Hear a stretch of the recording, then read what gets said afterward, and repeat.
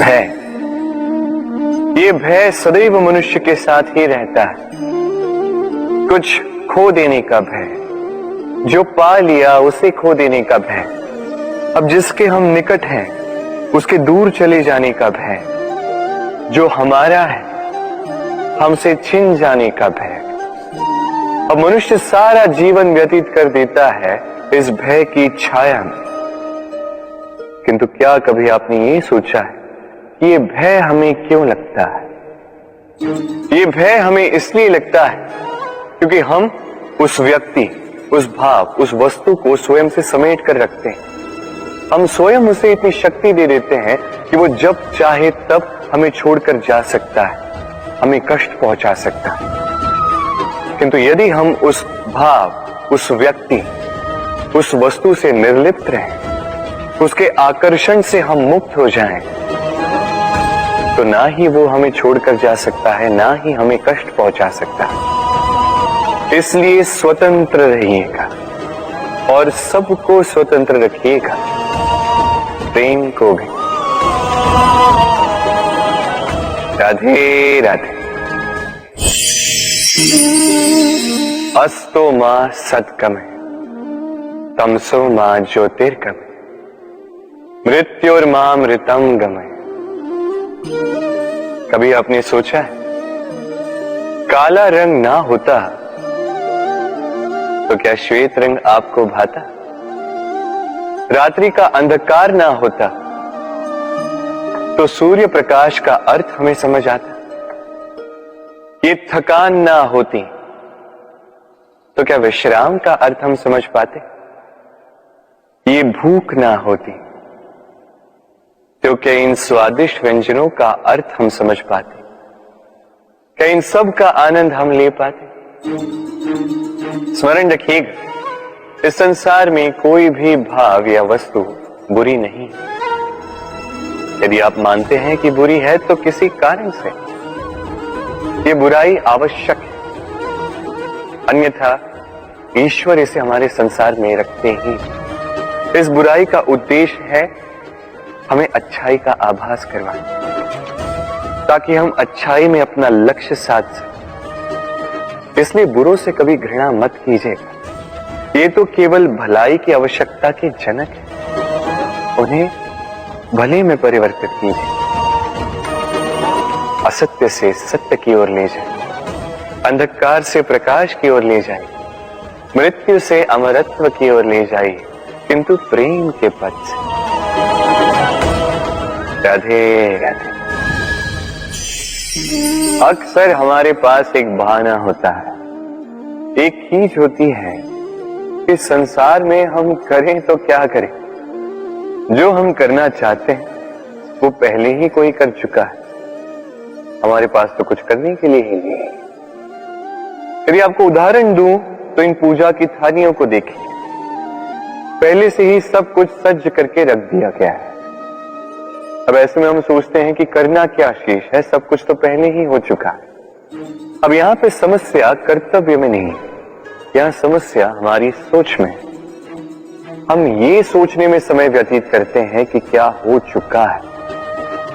हमें ये सोचना चाहिए कि क्या करना अब भी शेष है जिसमें हम अपना योगदान दे सकते हैं।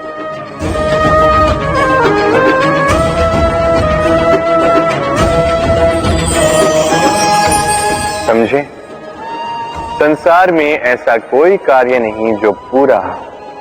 आप सदैव उसे आगे बढ़ाने के लिए प्रयास कर सकते हैं, आप उस कार्य को और श्रेष्ठ बना सकते हैं।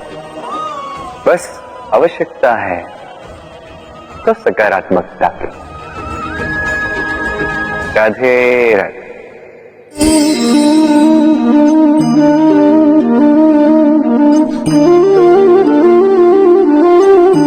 चलिए आज आपसे एक प्रश्न पूछता हूं।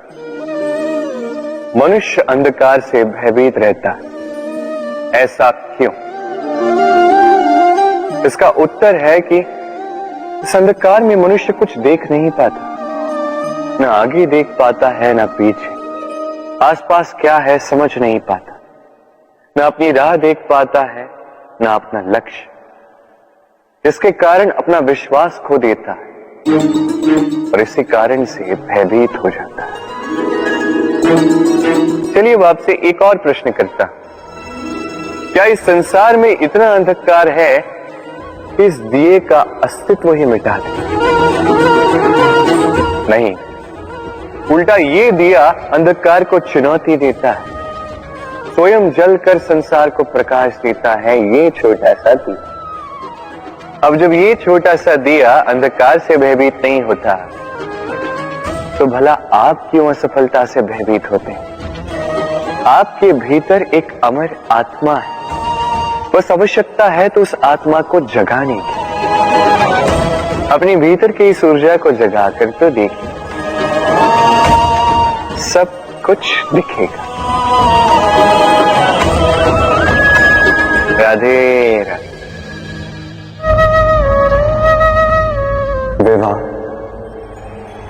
प्रेम का लक्ष्य है, ये भ्रम है था। और इसीलिए मनुष्य सदैव ये भूल कर बैठता है, सोचता है कि विवाह ही प्रेम का लक्ष्य है। मनुष्य प्रेम को पाना ही प्रेम समझ लेता है। अब देखिए ना, इस संसार में कुछ ऐसे भी भाग्यशाली लोग हैं जिनका विवाह उनके प्रेम के साथ होता है। कुछ का प्रेम ऐसा भी जिन्हें विवश होकर ना चाहते हुए भी किसी और के गले में वरमाला डालनी पड़ती है। किंतु ये दोनों भूल कर बैठते हैं था। विवाह के पश्चात वो सोचते हैं कि हमें तो सब कुछ मिल गया, हमने तो प्रेम प्राप्त कर लिया, हमारा लक्ष्य पूर्ण हुआ। किंतु उसके पश्चात ये जो प्रेम है था कहीं ना कहीं खो जाता। और जिन्हें प्रेम ना मिला,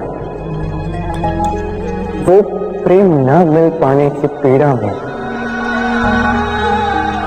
प्रेम ही भूल जाते हैं। समर्पण, 100% निस्वार्थ समर्पण, वो समर्पण जो किसी मां के मन में अपनी संतान के लिए होता है।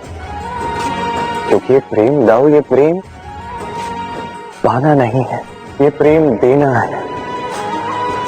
अपने आप को, अपने अस्तित्व को, अपनी आत्मा को समर्पित कर देना। ये प्रेम ना ही शारीरिक है, ना ही भौतिक। ये प्रेम तो अपनी आत्मा का समर्पण है। ये विवाह एक संबंध अवश्य है और इसमें कुछ भी अनुचित नहीं है। ये विवाह प्रेम से प्रतिबंधित नहीं है था। ये प्रेम कहीं ऊंचा है।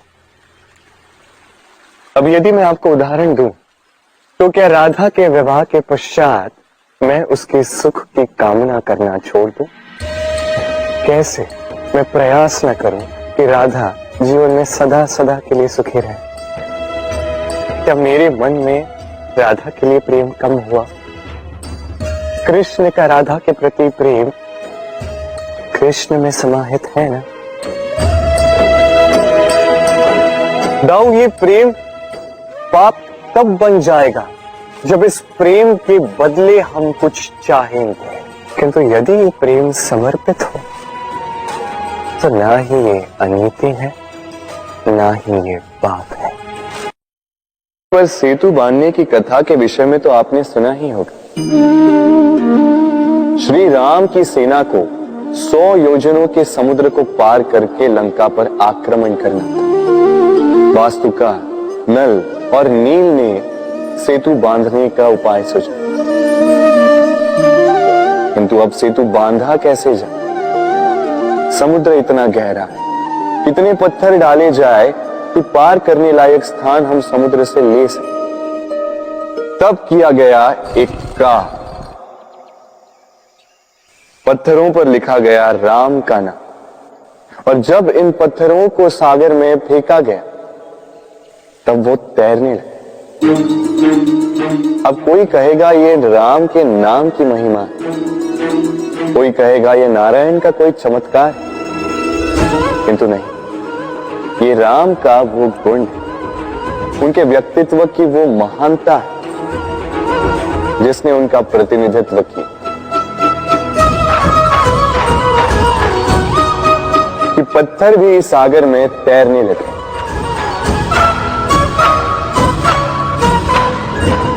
उसी प्रकार जहां हम नहीं होते वहां हमारे गुण हमारा प्रतिनिधित्व करते हैं। हमारे नाम की शक्ति हम स्वयं बनाते हैं अपने कर्मों से, अपने गुणों से। अब चयन आपका है। आपके नाम के सहारे कोई विपदा से बाहर निकल आता है या आपके अपयश के दुष्कर्मों से कोई डूब जाता है। अच्छे से चयन कीजिए। राधे राधे। कभी किसी पंछी को देखा है? जब उसे अंडे देने होते हैं तो वो सर्वप्रथम एक स्थान खोजता है, एक स्थान जो वर्षा, धूप, शत्रुओं से सुरक्षित हो। फिर वो अपना घोंसला बनाता है, फिर अंडे देता है और फिर जब उन अंडों से नन्ही संतानें निकल आती तो उन्हें भोजन देता, उनकी सुरक्षा करता। परंतु जब उनके पंख निकल आए तो ना उन्हें भोजन देती है, ना ही उन्हें घोंसला बनाना सिखाती। उड़ने की कला सिखाती है बस। फिर वो नन्ही संतानें उड़ने की कला सीखकर स्वयं अपना भोजन लाना सीख जाती है, स्वयं घोंसला बनाना सीख जाती है। और हम मनुष्य क्या करते हैं? संतान के बड़े होने के पश्चात भी उनकी चिंता में सूखते हैं, प्रयास करते हैं कि उनके लिए घर बना सके और अपनी संतान को और भी शक्तिशाली बनाने के स्थान पर पंगु कर जाते हैं। जीवन में वही कीजिए जो एक पंछी करता है। अपनी संतान को उड़ने की कला सिखाई, संस्कार दीजिए और एक समय के पश्चात उसे स्वयं अपना आकाश चुनने को मुक्त कर दीजिए। राधे राधे।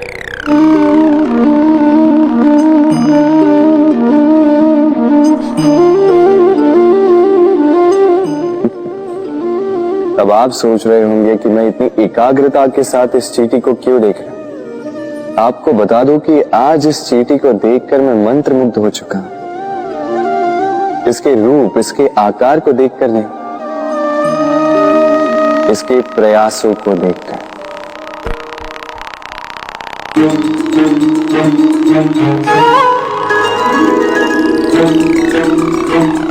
आप जानते हैं, अनगिनत प्रयासों के पश्चात चींटी अपना एक छोटा सा घर बना पाती, जो अन्य जंतुओं के लिए सरल सी बात है। वो चींटी के लिए उसके जीवन की सबसे बड़ी घटना, सबसे बड़ी सफलता है। भविष्य में चींटी रहे न रहे, इनके बनाए हुए घर वर्षों पश्चात तक टिके रहते हैं। जीवन में सफलता के साथ भी ऐसा ही होता है।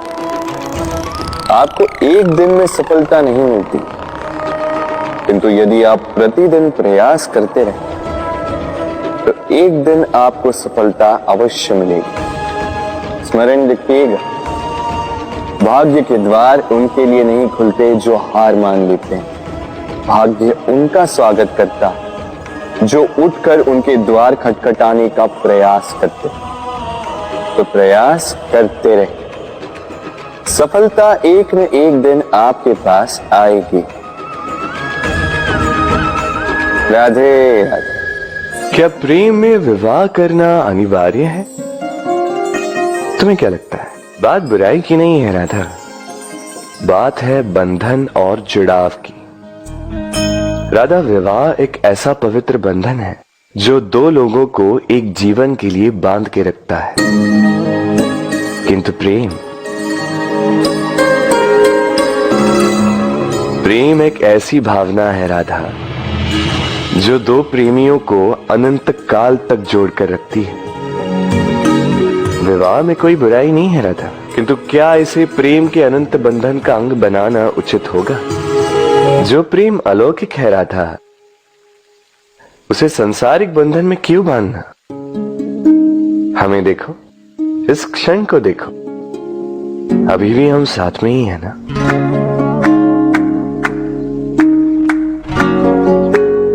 प्रेम भी यही सिखाता है राधा कि दो लोग, दो प्रेमी पूरे अस्तित्व के साथ हर क्षण एक दूसरे के संग बिताएं, बिना भविष्य की चिंता किए और इन आशाओं और आकांक्षाओं के खेल से परे होकर एक दूसरे को समझें। ये तो समय ही बताएगा ना राधा कि हम एक दूसरे के विकार, गुण, अवगुण जानते हैं या